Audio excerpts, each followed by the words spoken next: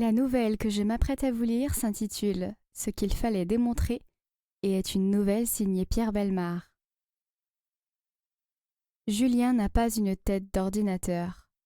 Il a une tête de brave garçon, avec le teint frais de ceux qui ont la chance de respirer l'air de la province.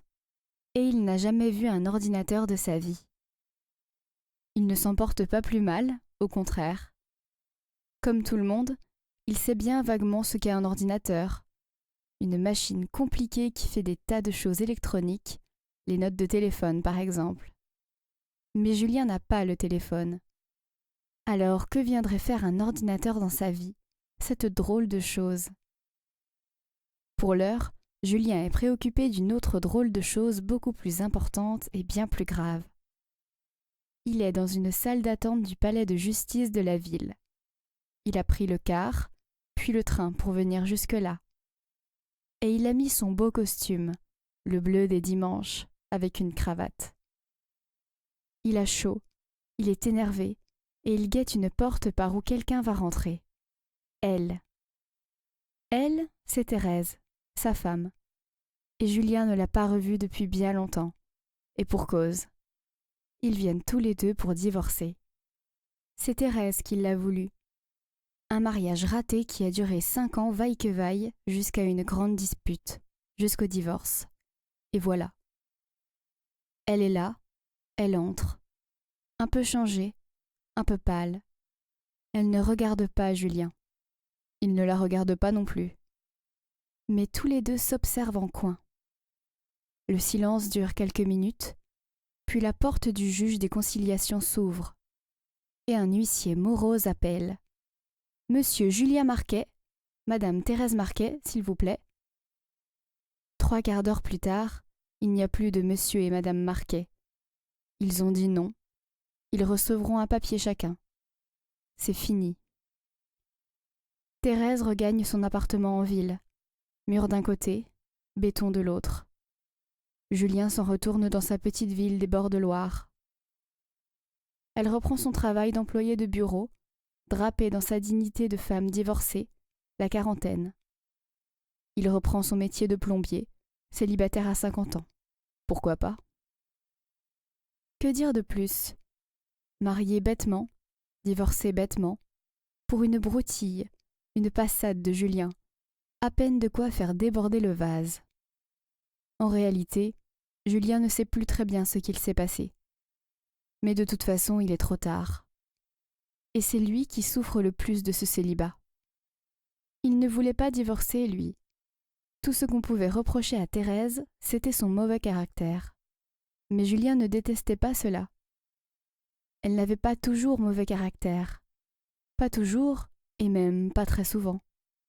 Enfin, pas plus que les autres femmes, finalement. Mais la pêche tout seul, la télévision tout seul, le dimanche tout seul, sans même une belle-mère, côté animation, ce n'est plus drôle du tout. Les mois, 1 an, 2 ans passent. Qui dira la solitude épouvantable d'un œuf sur le plat? Qui dira la désolation d'une saucisse de Strasbourg sur une assiette, le drame d'une chaussette dépareillée, l'horreur d'une chemise sans boutons? Pauvre Julien qui croyait que la solitude ça n'existe pas. Il donnerait sa dernière canne à pêche pour retrouver une femme, une qui serait comme ci et comme ça. Ah, si l'on pouvait choisir. Mais on peut choisir, on peut. Ce siècle a 1975 ans, l'âge de l'ordinateur. En effet, Julien constate avec intérêt que les agences matrimoniales ont évolué. Fini les rencontres l'œillet à la boutonnière. Fini les petites annonces timides dans les journaux les plus sérieux et les mieux informés. Des publicités vantent les mérites du mariage en cartes perforées. Vous êtes à la merci des rencontres de hasard, des attirances provisoires. L'ordinateur change tout cela. L'ordinateur réfléchit pour vous et choisit pour vous. L'ordinateur se range à vos désirs. L'accord parfait passe par l'informatique. Demandez la notice gratuite qui changera votre vie et ne vous engage à rien. Comment peut-on changer sa vie en ne s'engageant à rien? Mystère. Quoi qu'il en soit, Julien demande la notice, qui ne l'engage à rien, puisque c'est l'ordinateur qui le dit. Il a réfléchi au problème. Lui aussi trouve ridicule de s'en remettre au hasard. 2 expériences malheureuses lui ont suffi. À présent, il a 50 ans, la vie est courte, et comme le dit la notice, il n'a pas le droit de tolérer qu'elle soit médiocre. La notice est pleine d'arguments. De nos jours, l'informatique est capable de réunir 2 êtres que seules les circonstances de la vie séparent. Pourquoi attendre de le croiser dans la rue? Cela n'arrivera peut-être jamais. L'ordinateur traite chaque jour des milliers de fiches d'hommes et de femmes de tout âge. Parmi ces milliers de fiches, il saura désigner celle qu'il vous faut. Remplissez le questionnaire ci-dessous en mettant une croix dans chaque case. Ces renseignements codés pour l'ordinateur lui permettront de déterminer sans erreur possible le ou la partenaire idéal. L'ordinateur recherche les affinités, élimine les incompatibilités, confronte les psychologies. Avec lui, le mariage n'est plus une loterie, mais le résultat d'une science exacte. Pour finir, la notice publie 2 photos avec une légende. Elle, intelligente, raffinée, sûre d'elle. Lui, homme d'action, responsable, lucide. Absorbés par leurs affaires, prisonniers de leurs relations, sans l'ordinateur, ils ne se seraient jamais rencontrés. Ça vous donne un petit côté moderne, raisonnable, conscient des problèmes du couple, etc. Alors sérieusement, comme il fait toutes choses, Julien fait des croix dans les petites cases. Une croix pour la beauté, le caractère, la cuisine, le calme, la taille, les yeux, l'âge. Il trouve même une croix pour glisser sa pêche à la ligne sous la rubrique sport de plein air. Il y a des croix pour tout. Alors Julien met en croix la femme idéale.